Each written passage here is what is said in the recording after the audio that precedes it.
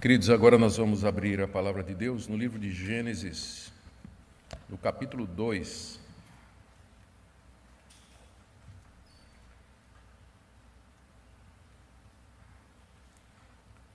Ouviremos a leitura do verso 4 até o verso 17. Gênesis 2, de 4 a 17. Você que nos acompanha também pela transmissão, tenha a sua Bíblia aberta, para que você possa seguir a exposição da palavra de Deus. Essa é a gênese dos céus e da terra quando foram criados, quando o Senhor Deus os criou. Não havia ainda nenhuma planta do campo na terra, pois ainda nenhuma erva do campo havia brotado, porque o Senhor Deus não tinha feito chover sobre a terra e também não havia ninguém para cultivar o solo. Mas uma neblina subia da terra e regava toda a superfície do solo. Então o Senhor Deus formou o homem do pó da terra e lhe soprou nas narinas o fôlego de vida, e o homem se tornou um ser vivente. E o Senhor Deus plantou um jardim no Éden, na direção do oriente, e pôs nele o homem que havia formado. Do solo o Senhor Deus fez brotar todo tipo de árvores agradáveis à vista e boas para alimento, e também a árvore da vida no meio do jardim, e a árvore do conhecimento do bem e do mal. E um rio saía do Éden para regar o jardim, e de lá se dividia, repartindo-se em 4 braços. O nome do primeiro é Pison, que rodeia a terra de Avilá, onde há ouro. O ouro dessa terra é bom. Também se encontram lá o bidélio e a pedra de ônix. O nome do segundo rio é Gion, é o que rodeia a terra de Cush. O nome do terceiro rio é Tigre, é o que corre pelo leste da Síria, e o quarto rio é o Eufrates. O Senhor Deus tomou o homem e o colocou no jardim do Éden para o cultivar e o guardar. E o Senhor Deus ordenou ao homem: de toda a árvore do jardim você pode comer livremente, mas da árvore do conhecimento do bem e do mal você não deve comer, porque no dia em que dela comer, você certamente morrerá. Pai, dá-nos iluminação, compreensão da Tua palavra, para que nós vejamos as maravilhas da Tua lei, para que nós compreendamos a grandeza da graça do Evangelho. Fala ao nosso coração. Pedimos em nome de Jesus. Amém. Queridos, nós estamos assim dando continuação à nossa série de mensagens em Gênesis de 1 a 11. E nós vimos no capítulo anterior, no capítulo 1, o relato de Moisés sobre a criação dos céus, da terra e de tudo que neles há, a criação do homem à imagem e semelhança de Deus, macho e fêmea, e o descanso de Deus no dia 7º. Agora, o alvo de Moisés aqui, nesse capítulo 2, é preparar o cenário para o evento tremendo, terrível, do capítulo 3, que vai ser a queda do homem, que Deus criou à sua imagem e semelhança e num estado de inocência. Moisés, então, aqui no capítulo 2, ele volta na história para nos dar os detalhes daquilo que ele já havia descrito, que foi a criação do homem no 6º dia, a imagem e semelhança de Deus. E o alvo dele aqui agora é enfatizar alguns pontos da criação do homem que vão servir de pano de fundo para a compreensão da seriedade daquilo que foi a queda do homem, a desobediência do homem. O foco dele agora, no capítulo 2, é o homem e não o cosmos, que foi o foco do capítulo 1, a criação de tudo que há. Nós veremos hoje as 3 primeiras partes da narrativa do capítulo 2, que são como Deus criou o homem em detalhes, aí do verso 4 a 7, a criação do jardim do Éden, local da habitação do homem, verso 8 a 14, e a ordem que Deus deu ao homem de não comer da árvore do conhecimento do bem e do mal, verso 15 a 17.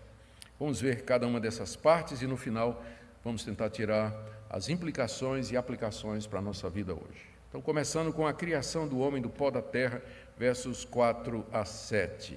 Moisés diz que aqui ele vai descrever o que ele chama da gênese dos céus e da terra, no verso 4. Essa é a gênese dos céus e da terra quando foram criados, quando o Senhor Deus os criou. A palavra gênese significa a história ou o relato das origens de alguma coisa. E quando se refere a pessoas ou linhagem familiar, é traduzido aqui na Bíblia como genealogia. E esse termo aparece mais 3 vezes no período que nós vamos cobrir, Gênesis de 1 a 11, quando fala da genealogia de Adão, genealogia de Noé e a genealogia de Sem. Então é interessante que aqui é a genealogia dos céus e da terra, Gênese dos céus e da terra, que é o que ele vai contar em seguida, introduzindo o que é que aconteceu depois da criação dos céus e da terra, até a próxima Gênese, que é capítulo 5, verso 1, onde vai falar sobre a linha familiar de Adão. Mas são 10 vezes que aparece esse termo Gênese no hebraico, no livro de Gênesis. E nós vamos ver hoje o primeiro, que é exatamente o que é que acontece depois que Deus cria os céus e a terra. A segunda observação aqui é que agora Deus é referido por Moisés por outro nome. Até aqui Moisés havia chamado Deus de Deus, Elohim, que é uma palavra hebraica comum para Deus ou deuses.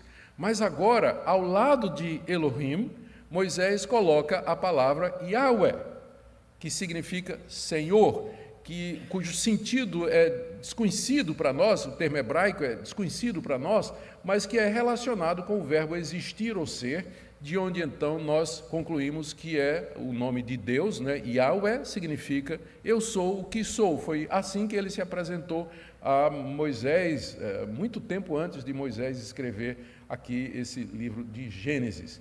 Nós acreditamos que essa mudança de nome é intencional. Moisés está querendo dizer que Elohim, o Deus criador do capítulo 1, ele é também Yahvé, ou Jeová, o Deus que se revelou a Abraão e aos seus descendentes e à nação de Israel por meio de uma aliança. E a partir de agora é essa combinação que vai marcar a descrição de Deus, com algumas exceções daqui para frente. Mas o alvo é esse, mostrar que o Deus criador do capítulo 1 é o Deus que faz uma aliança com o homem, com Abraão e com Israel, do capítulo 2 em diante. Em seguida, Moisés nos diz como estava a terra quando Deus criou o homem no 6º dia, versos 5 e 6. Ele diz aí no verso 5 que não havia ainda nenhuma planta do campo na terra, pois ainda nenhuma erva do campo havia brotado, porque o Senhor Deus não havia feito chover sobre a terra, não tinha ninguém para cultivar o solo, tinha uma neblina que subia da terra e regava o solo. O ponto é que já existia vegetação, sim, porque ela foi criada no 3º dia, e nós estamos aqui revendo o 6º dia em detalhes. O que Moisés está dizendo é que aquela vegetação que Deus criou e que Deus disse que se reproduza segundo a sua espécie, plantas segundo a sua espécie, frutos segundo a sua espécie, ainda não tinha germinado. A vegetação ainda não estava se reproduzindo por 2 motivos que Moisés diz aqui. Primeiro, porque Deus não tinha feito chover ainda, e segundo, porque não tinha ninguém para cultivar. Deus criou a vegetação com poder de multiplicação, mas era necessário a chuva, que Deus não tinha dado ainda, e era necessário que alguém lavrasse a terra, alguém cultivasse, alguém preparasse, replantasse, enfim, fizesse todo o trabalho de agricultura. E estava claro, então, que era preciso alguém para tomar conta. E é nesse contexto que surge o homem. É nesse contexto. Você vê que o passo seguinte, no verso 7, é a criação do homem. Não tinha planta, não tinha vegetação, quer dizer, não tinha crescido ainda, porque não tinha chuva e não tinha quem lavrasse o solo. Então disse Deus, vamos fazer o homem. O homem, então, aqui é apresentado como sendo aquele que é criado já com uma missão, com um propósito que nós vamos ver mais adiante. Verso 7, então, o então aí é a conclusão do que vinha sendo dito antes. O Senhor Deus formou o homem do pó da terra e lhe soprou nas narinas o fôlego de vida e o homem se tornou um ser vivente. Essa linguagem aqui é melhor entendida como sendo antropomórfica. Eu sei que o termo é complicado, deixa eu explicar. Esse termo quer dizer em forma de homem ou à semelhança de homem. E é o termo que a gente usa para aquelas vezes na Bíblia em que Deus é referido como se ele fosse um homem. como, por exemplo, os olhos de Deus estão em toda parte, os ouvidos do Senhor estão em todo lugar, a mão do Senhor não está encurtada para que não possa salvar. Deus não tem mão, Deus não tem olhos, Deus não tem ouvidos e Deus não tem boca. Deus é Espírito eterno. Vimos isso no início de Gênesis. Deus existia de toda a eternidade, Ele é Espírito puríssimo. Ele não tem forma humana, mas a linguagem bíblica, ela se adapta a nós e descreve Deus ou as ações de Deus ou as reações e decisões de Deus como se Deus fosse um de nós, para que nós possamos entender ou melhor perceber o que é que Deus está fazendo. Então, aqui no verso 7, o que nós temos é um desses momentos em que Deus é falado ou referido em termos humanos. Quando ele diz, porque lendo aqui, a impressão que você tem é que Deus chegou, não é, botou a mão no barro, tira aquele pedação de barro, ele começa a trabalhar com suas mãos, faz um molde e depois ele chega e ele sopra, não é? Essa é a figura que nós temos aqui. E essa é a figura que Moisés quer que nós tenhamos na mente mesmo, por várias razões que eu vou mostrar em seguida. Mas lembremos que exatamente como foi, nós não temos como saber. A descrição é essa daqui. E nós a aceitamos, né? Deus de fato fez o homem, Ele pessoalmente fez do pó da terra e colocou nele o sopro da vida, como um escultor pega a massa, molda e em seguida sopra e dá vida àquele molde, àquele modelo que ele fez. Então, essa é uma das muitas vezes em que nós vamos encontrar linguagem desse tipo se referindo a Deus. Mas o ponto aqui, tudo que quer ser destacado aqui, usando-se essa linguagem, é isso aqui que eu vou tentar resumir. Primeiro, que o homem foi formado do pó da terra como os animais. A palavra formar, que é usada aqui por Moisés, ela é usada para o trabalho do artesão, o trabalho de um artífice, e implica um processo, como um artista que vai fazer uma obra e leva tempo fazendo, enquanto que tudo mais tinha sido feito assim, haja isso, haja isso, haja isso. Aqui, na hora de formar o homem, Deus leva um processo, leva tempo para fazer. Deus se envolve pessoalmente na feitura desse ser único, que não tinha semelhante ainda. E o material que Deus usou é o mais simples possível. Vocês leram aqui na descrição que naquela região tinha ouro, tinha pedra preciosa e tinha uma resina aromática muito cara chamada bidélio. Não é? Era algo muito... Quer dizer, Deus poderia ter feito o homem de qualquer desses materiais. O que é que Deus foi escolher? Ele pegou a coisa mais desprezível e insignificante, que era o pó que cobria a superfície da terra e que provavelmente estava úmido, porque diz aqui que tinha uma neblina, né, que saía e que cobria tudo, uma espécie de nevoeiro, né, que torna tudo úmido. Então, fácil até de Deus moldar, né, porque moldar terra seca é complicado, mas tinha essa neblina. Então, essa terra, ela provavelmente era uma terra úmida. E Deus cria o homem, a coroa da sua criação, do material mais desprezível insignificante que tinha ali, que era o pó da terra, era nem a terra, é o pó da terra. É de lá que Deus faz a gente. Então, sempre lembre quem você é. Tá? Lembre de onde você veio. Né? Você, quando pensa muito de você mesmo, veja de onde você veio, de onde nós viemos. E aqui há um jogo de palavras no hebraico, no verso 7, quando diz que o Senhor Deus formou o homem, Adão, em hebraico, do pó da terra, Adamá. Adão foi feito de Adamá. Então, há um jogo aqui para mostrar essa ligação entre o homem e a terra, que vai continuar por toda a história do homem. Nós dependemos da terra, estamos ligados à terra. Todos os materiais químicos que nos compõem são encontrados na terra. Isso é ciência, né? Química, né? Tudo que nós temos e somos, todos os minérios, tudo que nós somos, tem na terra também, porque é de lá que nós fomos feitos, do pó da terra. Inicialmente era um molde sem vida, quando Deus primeiro faz, como uma escultura de argila. E Deus então, que figura linda, né? Deus então sopra, quando Ele fez, né? Ele fez já com os olhos, fez com o nariz, fez o homem, né? Todo um molde perfeito. E Deus se chega bem pertinho dele e sopra nas narinas dele o fôlego da vida. O quadro aqui é de intimidade, é quase como se Deus estivesse despertando aquele boneco à vida com um beijo. Quando ele chega próximo e sopra, mostrando essa relação especial do Criador com aquela criatura que ele acaba de fazer do pó da terra. E diz aqui o texto que o homem se torna uma alma vivente, tradução, um ser vivo, como os seres que havia antes dele.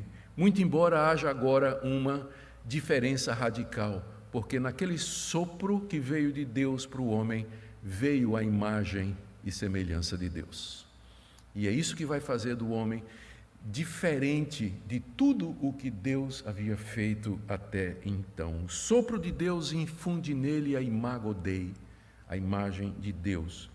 A mulher vai ser formada mais adiante, ainda não tinha mulher aqui, ela vai ser formada mais adiante e de um processo diferente. A gente vai gastar tempo também explicando tudo isso, mas o ponto aqui, primeira parte da narrativa é essa. Moisés descreve em detalhes aquilo que já tinha sido dito no capítulo 1, que Deus fez o homem à sua imagem e semelhança.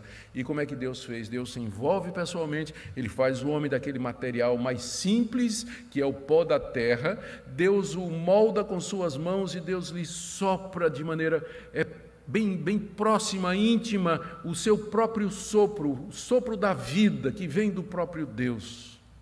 E o homem então se torna alma vivente, se torna um ser vivente. Em seguida, Moisés nos diz que Deus planta um jardim como sendo o local da habitação do homem e o ponto de encontro de Deus com o homem. Está aí do verso 8 a 14. Nos é dito no verso 8 que esse jardim foi plantado no Éden, e plantou o Senhor Deus um jardim no Éden. Éden é uma região que a gente não sabe onde está, e nessa região Deus plantou um jardim. Apenas o que a gente sabe aqui, em termos de localização, é que ele era para a direção do Oriente. O Oriente é o leste, à sua direita. Se você ficar olhando para o norte, Oriente é a direita, é onde o sol nasce. E é interessante que essa referência aqui, Moisés está dando como se ele estivesse falando de Canaã. Lembra que quando ele escreveu esse livro, ele não tinha entrado na terra ainda, ele estava do lado de cá, esperando o momento da entrada na terra prometida. Mas ele descreve a localização do Éden como alguém que está falando da terra de Canaã, obviamente porque ele sabe que a sua literatura ia ser levada com os israelitas e ia ser lida lá pelos judeus lá na terra de Canaã. E então, se você estiver em Canaã, o leste vai ficar para a direita e aponta exatamente para a região da Mesopotâmia, que é onde a gente acredita que era inicialmente o jardim do Éden. Em seguida, Deus enche o jardim de todo tipo de árvore. 3 tipos são mencionados aqui. Primeiro, de maneira bem genérica, muitas árvores agradáveis à vista e boas para alimento. Verso 9. Do solo o Senhor Deus fez brotar todo tipo de árvores agradáveis à vista e boa para alimento, ou seja, árvores lindas com frutos deliciosos de muitos tipos diferentes. Uma riqueza de frutas. E segundo tipo, Deus planta uma árvore no meio do jardim que Moisés chama a árvore da vida. Ainda no verso 9, a árvore da vida no meio do jardim. Nós não sabemos que tipo de árvore era essa, entendemos que era uma árvore literal, como as outras. Ela estava bem no meio do jardim, é chamada de árvore de vida ou da vida, porque comer dela prolongaria a vida, ou continuaria a dar vida ao ser que Deus havia acabado de criar. E talvez no meio do jardim para lembrar exatamente isso, de onde procedia a vida e quem era o Senhor e autor de todas as coisas. Mas aí também, nós lemos, sim, tem um detalhe aqui, que Eva mais adiante, ela vai dizer que essa árvore, ela era, a árvore do conhecimento do bem e do mal. Eva vai dizer que a árvore do conhecimento do bem e do mal, ela era agradável aos olhos e boa para comer. Essa é a segunda árvore, né, que foi plantada por Deus no centro do jardim, provavelmente ao lado da árvore da vida. Como eu disse, nós não sabemos que tipo de árvore também essa era. Tem um mito de que era uma maçã. Isso é muito popular, né, que essa árvore do conhecimento do bem e do mal era uma maçã. Pode até ter sido, mas não tem nada no texto que diga que tipo de fruta era. Ela era chamada devia ser uma árvore comum, como qualquer outra. Ela é chamada de árvore, apesar de que era bonita, né? Eva vai dizer isso, que era uma árvore bonita aos olhos e gostosa, parecia deliciosa, saborosa para comer. Ela é chamada de árvore do conhecimento do bem e do mal, porque Deus ia usar essa árvore para ensinar o homem e a mulher que existe uma diferença entre o certo e o errado. Que existe uma diferença entre o bem e o mal. Porque essa árvore vai ser usada para isso, é que ela é chamada da árvore do conhecimento do bem e do mal. Não é que ela tivesse em si mesmo um poder místico de passar esse conhecimento a quem comesse, mas é que ela ia ser usada como teste para mostrar, ou como didaticamente usada por Deus para ensinar ao homem mais uma distinção. Percebem? Nós temos dito desde o começo da exposição do capítulo 1, Deus é um Deus de distinção. Ele cria a luz, separa das trevas. Ele cria as águas, separa a água de cima e de baixo. Ele cria os oceanos, separa da terra seca. Ele cria o homem separado dos animais. O mundo é separado dele. E agora uma distinção muito importante, a separação entre o bem e o mal. Existe diferença entre o certo e existe diferença entre o errado. E era isso que Deus queria ensinar ao homem, por isso ele coloca essa árvore lá no meio de todo aquele pomar, todo aquele parque maravilhoso, tem uma árvore que Deus então coloca, que ele vai usar como mestre para ensinar a sua criatura. Em seguida, pode parecer até um detalhe, a gente não sabe exatamente por que Moisés gastou tanto tempo nisso, mas talvez para enfatizar a generosidade e a bondade de Deus para com o homem, quando ele descreve que o jardim tinha plenitude de águas, águas em abundância, aí do verso 10 até o verso 14.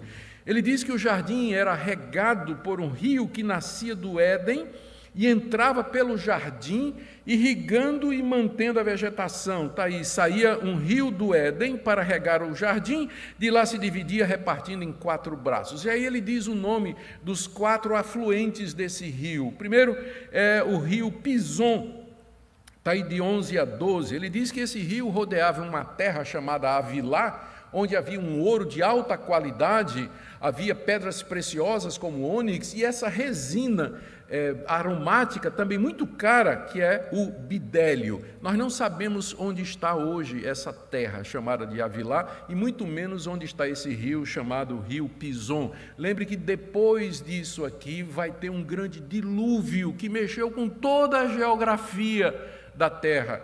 E o que é que acontece é que os nomes foram mantidos, mas os locais já não são mais os mesmos. Então a gente não sabe a gente praticamente não tem ideia da geografia que era antes do dilúvio. Não sabemos, esse período aqui a gente não consegue identificar muita coisa nos dias de hoje, com algumas exceções. O segundo rio é o rio Gion, que Moisés diz aqui que rodeia a terra de Cuxi, cuja localização é incerta também. E depois o rio Tigre, verso 14, que corre pelo leste da Síria, esse existe até o dia de hoje, e o rio Eufrates, também mencionado no verso 14, conhecido também até o dia de hoje. Lembre então que Moisés aqui está dando uma localização e também descrevendo a irrigação do jardim do Éden a partir do conhecimento geográfico e cartográfico da sua época. A exceção do rio Tigre e do rio Eufrates, que estão no Iraque e que correm para o Golfo Pérsico, nós sabemos exatamente onde eles estão hoje, nós não sabemos de Gion, de Pison, Avilá, Cuxi, a gente não tem ideia, portanto, não adianta você procurar, você não vai achar o jardim do Éden, a gente não sabe onde é. Sabe que é naquela região ali da Mesopotâmia, lá no afluente lá desses rios Tigre e Eufrates, que corresponde hoje ao moderno Iraque, não é? Em algum lugar naquela região, mas a gente não tem como achar, não tem como achar. A pergunta é, por que essa descrição aqui detalhada de Moisés? Eu creio que Moisés quer destacar a bondade de Deus. Deus criou um paraíso, é isso que a palavra Éden significa às vezes, significa um local irrigado, ou também uma palavra que significa paraíso, que é a tradução que pegou, não é? Éden ou paraíso é geralmente considerado a mesma coisa. Por que paraíso?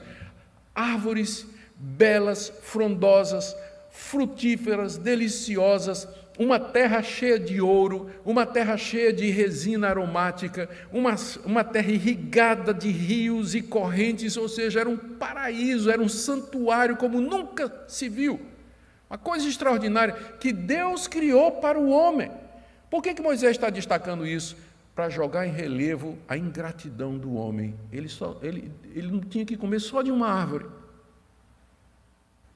Para ver a seriedade do pecado do homem. Ele pecou contra um Deus generoso, um Deus bondoso, um Deus que lhe deu todas estas coisas. O cenário está sendo preparado aqui no capítulo 2 para o que vai acontecer no capítulo 3. Por isso essa ênfase aqui nos rios, os detalhes da terra e tudo, para mostrar a generosidade e a bondade de Deus. Um santuário cheio de árvores lindas e boas, com duas árvores especiais que haveriam de definir o relacionamento do homem com Deus, que é a árvore da vida e a árvore do conhecimento do bem e do mal. E aqui então chegamos na parte final, que é a ordem que Deus dá ao homem do verso 15 até o verso 17. Moisés diz aí no verso 15 que após preparar o jardim, Deus coloca ali o homem que havia formado. O homem que havia formado. Notemos que o homem foi formado no campo. Ele não foi feito no jardim. Ele foi feito lá no pó da terra, do campo. E Deus, então, só depois o coloca no jardim do Éden, naquele santuário. Portanto, o homem não pode exigir cidadania, dizendo, eu nasci no Éden, sou cidadão celestial.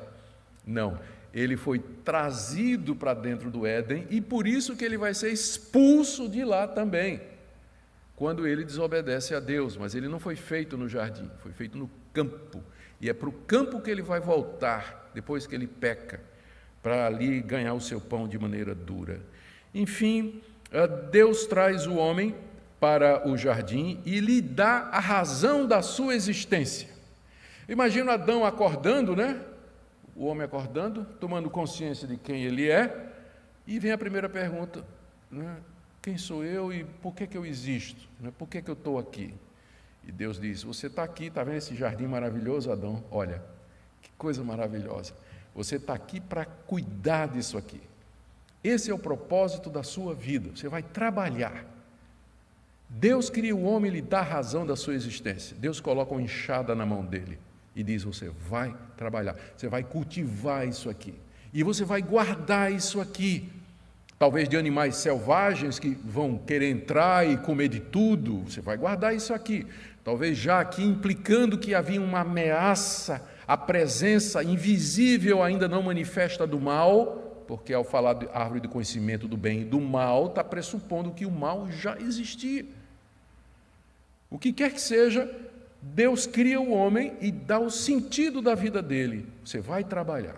Essa é a razão da sua existência. Você está aqui para trabalhar, para cuidar disso aqui. E é aqui que eu venho me encontrar com você. Aqui que eu venho encontrar com você. Portanto, a gente já aprende daqui que o trabalho ele foi instituído por Deus como parte da existência humana, faz parte do homem. Ele foi criado e logo em seguida foi dada uma missão e um trabalho para ele. Trabalho não é uma coisa que é resultado da queda, não é uma coisa ruim, mas o trabalho ele foi instituído por Deus na criação. E é no trabalho que o homem encontra realização, propósito, significado para a sua vida também. E aí a gente percebe, aqui é um ponto interessante, que o jardim é uma espécie de projeto onde o homem iria crescer, amadurecer, aprender a dominar a terra e usá-la para si. Quando ele foi criado, ele estava nu, ele não tinha ferramenta, ele tinha um conhecimento do bem, de que havia bem e mal por conta da imagem de Deus nele, mas ele precisava crescer. Ele foi criado santo, mas não significa amadurecido, completamente desenvolvido. Havia todo um processo pela frente em que o homem ia, através do trabalho, do relacionamento com Deus, aprender o certo, aprender o errado, cuidar da terra, preparar uma cultura, não é? Criar uma cultura, dominar sobre a terra e assim por diante. O jardim era esse projeto onde tudo ia começar. E Deus então lhe dá uma ordem. Deus cria o homem, traz para o jardim, lhe dá uma missão, trabalho, mas Deus também dá uma ordem. Essa ordem está aí do verso 16 e 17. Ele poderia comer livremente de todas as árvores do jardim, verso 16. Eram muitas, bonitas, saborosas, variadas, e Deus bondosamente entrega tudo ao homem, dizendo assim: pode comer à vontade, é tudo seu. Fiz para você, cada fruta mais gostosa do que a outra. Coma de tudo, não precisa nem pedir licença, tudo é seu. Só tem uma coisa, Adão: você não vai comer daquela árvore que está no centro do jardim, junto com a árvore da vida, que é a árvore do conhecimento do bem e do mal. Essa foi a única árvore que Deus proibiu ao homem. Não é dada a razão aqui no texto, porque o homem deveria simplesmente obedecer a Deus pelo simples fato de que Deus mandou. Deus mandou, por isso você não vai. Por isso você não vai. O conhecimento do bem e do mal que o homem tinha era totalmente derivado de Deus. Preste atenção nisso, porque esse ponto é o mais importante aqui da passagem. O conhecimento do bem e do mal que o homem tinha e que Deus haveria de desenvolver nele era baseado em Deus. Bem é aquilo que Deus diz que é bem, é aquilo que Deus manda fazer. Mal é aquilo que Deus diz que é mal e aquilo que Ele proíbe fazer. Certo é Deus quem vai dizer o que é. Errado é o que Deus vai dizer que é errado. Ou seja, o conhecimento do bem e do mal, a ética do homem, tinha como referência o seu Criador. Não era algo dentro dele. Certo é o que me faz sentir bem. Certo é o que é gostoso. Certo é aquilo que me faz realizar. Não. Certo é aquilo que o meu Criador diz que é certo. Você vê que Deus diz: olha, você não vai comer. E não dá nenhuma razão para Adão. Não dá, você não vai comer. Isso é o certo. Errado é você desobedecer.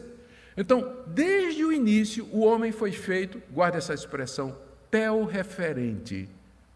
Ou seja, o referencial de Deus, dele, é Deus.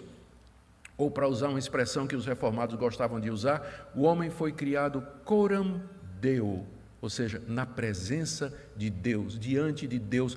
E isso é sempre, quer ele creia em Deus, quer ele não creia, o referencial dele, inclusive, sempre vai ser Deus. Até para negar, para ser ateu, você tem que falar de Deus. Eu não creio em Deus. Então, o homem é tel-referente. Ele foi criado assim. Deus sempre foi o referencial dele. É assim que ele foi feito e é assim que ele foi criado. Logo, o homem não era moralmente ignorante, apesar de que ele era moralmente inocente a essa altura. Ele era moralmente inocente, mas não era moralmente ignorante. Deus já tinha dito para ele o que é o certo e o errado. A pergunta é se o homem haveria de seguir aquilo que Deus disse que era certo e que era errado.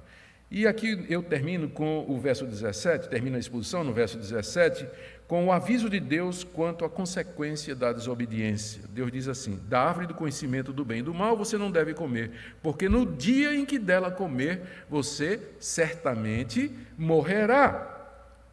O homem passaria a conhecer o mal por experiência própria. Ele não conhecia o mal por experiência, por ter provado o mal. Ele sabia o que era o mal porque Deus disse a ele o que era mal. Mas no dia que ele desobedecesse a Deus, ele iria experimentar o mal por si só e não mais tendo Deus como referência. E esse conhecimento experimental do bem e do mal, autônomo, traria morte, porque ele causaria a separação de Deus. E aqui, pela primeira vez, o conceito de morte aparece na narrativa, porque até agora sempre o adjetivo é muito bom, vida. Deus viu que era tudo muito bom. Pela primeira vez aparece a palavra morte aqui. E então, no contexto, a morte é o oposto da vida. É o oposto de tudo que Deus havia feito. Tudo era muito bom até agora, porque tudo obedecia a Deus, tudo caminhava de acordo com os preceitos de Deus, tudo marchava de acordo com sua lei, com seus regulamentos. O homem foi criado como o único ser que poderia ultrapassar os limites morais que Deus estabeleceria. O homem foi criado santo, reto e puro, mas com a possibilidade de transgredir. A sua vontade era mutável. Ele agora queria obedecer a Deus, mas ele podia decidir não obedecer. Ele podia fazer isso. A desobediência, então, introduziria a morte. Aqui é bom explicar, porque lemos que Deus disse, no dia que você comer, você vai morrer. E a gente sabe pela história que Adão não morreu no dia em que ele desobedeceu. Então, juntando todos os textos em seguida e todo o nosso conhecimento, né, teológico dos estudiosos aí, onde nós entendemos que o que estava significado aqui é o seguinte: quando Deus diz que no dia que você comer você vai morrer, Deus estava significando, primeiro, morte espiritual, morte como separação. Você vai se separar de mim e você vai morrer espiritualmente. Nós não vamos ter mais essa comunhão, essa intimidade, essa proximidade com que eu criei você, com o beijo da vida, o sopro da vida em você. Isso vai acabar. No dia que você me desobedecer, você vai morrer para mim e eu vou morrer para você. E depois disso, Adão, vai haver outra separação, que é entre seu corpo e a sua alma. Eu criei você uma unidade, fiz você do pó da terra e soprei em você o sopro da vida. Se você me desobedecer, essa união que eu fiz tão cuidadosamente, ela vai se desfalecer. Seu corpo vai voltar para a terra e seu espírito, então, voltará para mim, eu que lhe dei esse espírito. Então você se desfará. E terceiro, você vai se separar eternamente de mim. Você vai viver essa alma que eu coloquei em você, esse sopro da vida que é imortal. Ele ficará eternamente separado de mim. E nos termos do Novo Testamento, né, nós estamos falando de morte física, morte espiritual e morte eterna, que é o inferno. Tudo em semente está aqui. No dia que você comer, você vai morrer. Deus adverte o homem na sua bondade, na sua misericórdia e na sua graça.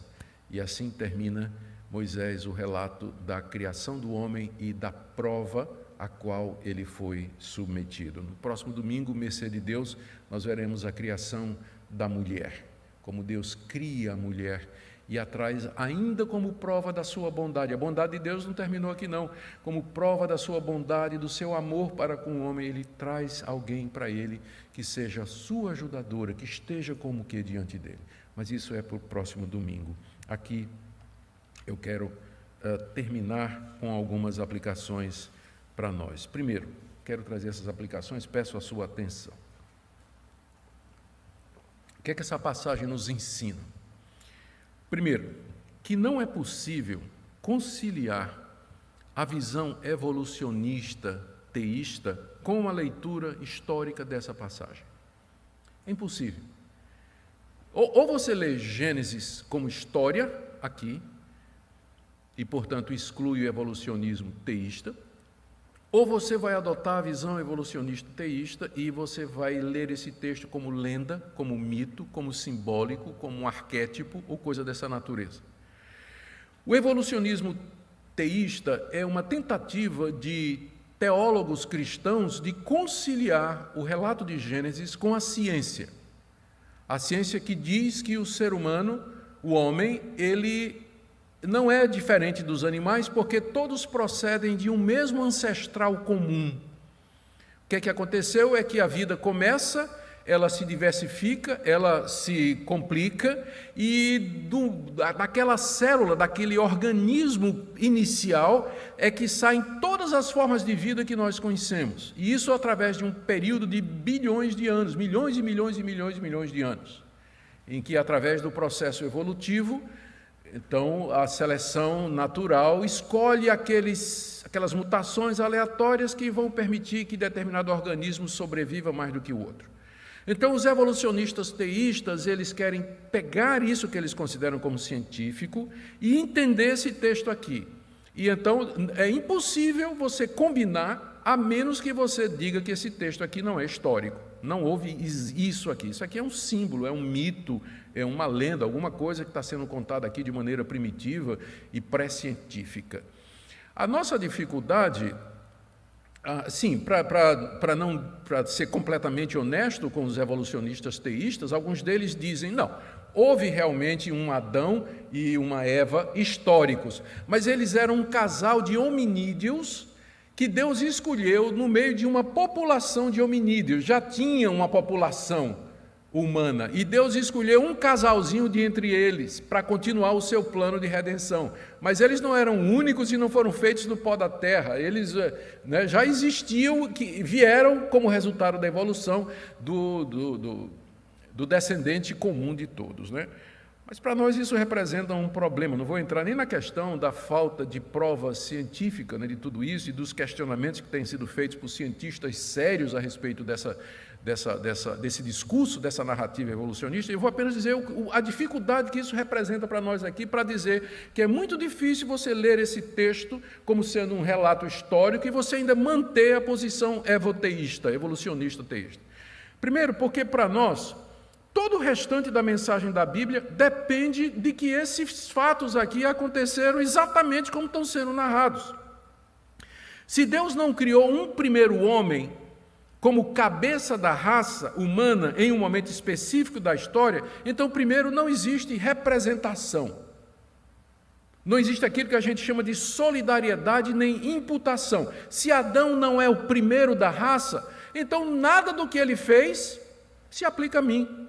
Se ele não é o meu pai, o meu ancestral, nada do que ele fez se aplica a mim. Eu não posso ser culpado pelo pecado dele. Eu não posso ser considerado debaixo da ira de Deus por conta do pecado original. E da mesma forma também, se não existe isso, eu também não posso receber a imputação da justiça de Cristo.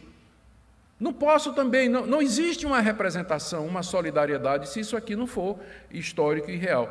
E, além do mais, como eu disse, Cristo não pode nos representar, já que Adão não nos representa, Cristo também não, e, portanto, não há necessidade de redenção, não há necessidade de salvação, e todo o resto da história bíblica se perde. A gente pode parar aqui, porque daqui para frente, se isso aqui não é histórico, isso aqui não vale nada, é papel, você pode jogar fora, pode tacar no fogo, isso aqui não vai valer nada. Joga na lata do lixo. E o que é pior, outras coisas. Afeta a credibilidade de Jesus e dos autores do Novo Testamento que se referiram a esse episódio como sendo real. Vou só citar um aqui, se você quiser abrir sua Bíblia, 1 Coríntios, capítulo 15. Olha o que é que o apóstolo Paulo, autor da maior parte do Novo Testamento, ele diz, capítulo 15, de 44 em diante: semeia-se corpo natural, ressuscita corpo espiritual. Se há corpo natural, há também corpo espiritual, pois assim está escrito: o primeiro homem, Adão, se tornou um ser vivente. Veja, Paulo está citando exatamente a passagem que nós acabamos de expor em Gênesis 2. Ele diz, está escrito, o primeiro homem, Adão, se tornou um ser vivente. Mas o último Adão, que é Cristo, é um espírito vivificante. O que vem primeiro não é o espiritual, e sim o natural, depois vem o espiritual. Olha o verso 47. O primeiro homem, formado do pó da terra, é terreno. Paulo acreditava ou não no relato da criação do capítulo 2? Claro que sim, a ponto de fazer uma analogia entre a criação do homem do pó da terra, o primeiro homem, o primeiro Adão, e Jesus Cristo, o segundo homem, o último homem, o segundo Adão, o nosso representante. Assim como Adão nos representou, Cristo nos representa. É por isso que eu estou dizendo, se você não fizer uma leitura histórica, você vai ter problema com todo o resto da mensagem bíblica. Vai ficar carecendo de fundamento. Segunda aplicação. A passagem, portanto, ensina que Deus criou o primeiro homem e o fez cabeça da raça como representante de todos os seus descendentes. É assim que nós entendemos. A obediência de Adão teria abençoado toda a humanidade e a sua desobediência trouxe morte para todos, exatamente porque ele foi o primeiro. Assim, Moisés prepara o cenário para a queda que vai acontecer no capítulo 3 e as consequências que atingem toda a raça humana. E é com base nesse fato de que Adão foi o primeiro, feito do pó da terra, e que nós estávamos nele, que na Bíblia Deus imputa bênçãos e maldições aos descendentes.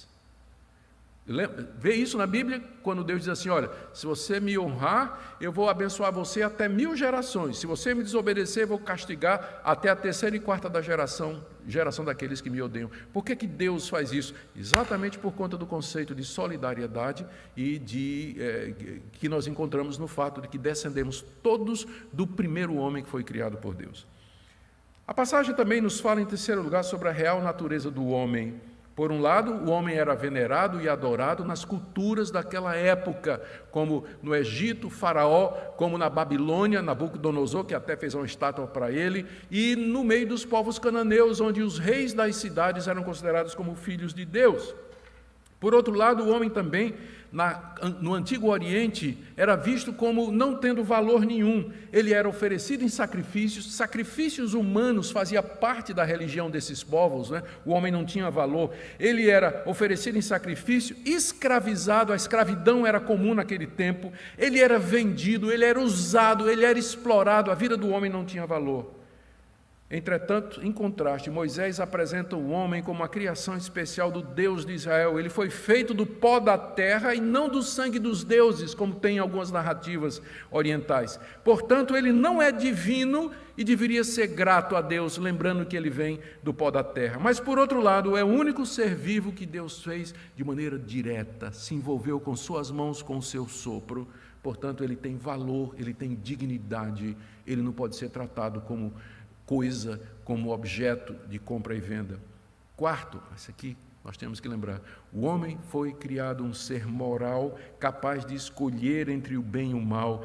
Ele não estava, Moisés, o que Moisés quer dizer com isso? Que o homem não está debaixo do capricho imprevisível dos deuses. Todas aquelas religiões eram fatalistas. O homem não sabia o que ia acontecer.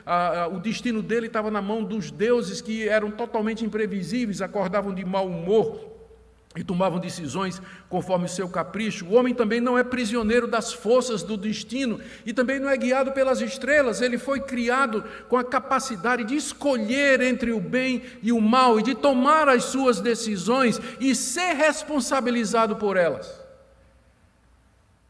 De fato, na cultura daquela época, o fatalismo dominava a visão com respeito ao futuro do homem. O homem estava debaixo, escravizado do capricho dos deuses, do curso das estrelas, do destino, da sorte, do azar. Não, diz Moisés, ele foi criado um ser à imagem e semelhança de Deus, ele tem arbítrio, ele tem liberdade, ele pode escolher entre o bem e o mal, mas ele vai arcar com as consequências. Se desobedecer, ele vai pagar por isso. Se obedecer, ele vai receber a bênção. E é claro que tudo isso debaixo de um Deus soberano, que tudo guia, tudo faz, um Deus bondoso que nos fez dessa forma. Quinto, o homem está debaixo da autoridade de Deus e debaixo do seu pacto. Deus não é somente o Criador bondoso, mas Ele é o legislador. Aqui, pela primeira vez, Deus entra com uma lei. Até agora Ele cria, mas agora Ele legisla. Ele diz, olha, está vendo aquela árvore? Lei número 1, artigo número 1 da Constituição do Jardim do Éden, parágrafo 1º, é proibido comer. Primeiro, coma de toda a árvore. Parágrafo 2º, não coma da árvore do conhecimento do bem e do mal. Deus passa leis. Ele não somente cria, mas Ele tem autoridade sobre a sua criação. Ele diz, isso é certo, isso é errado.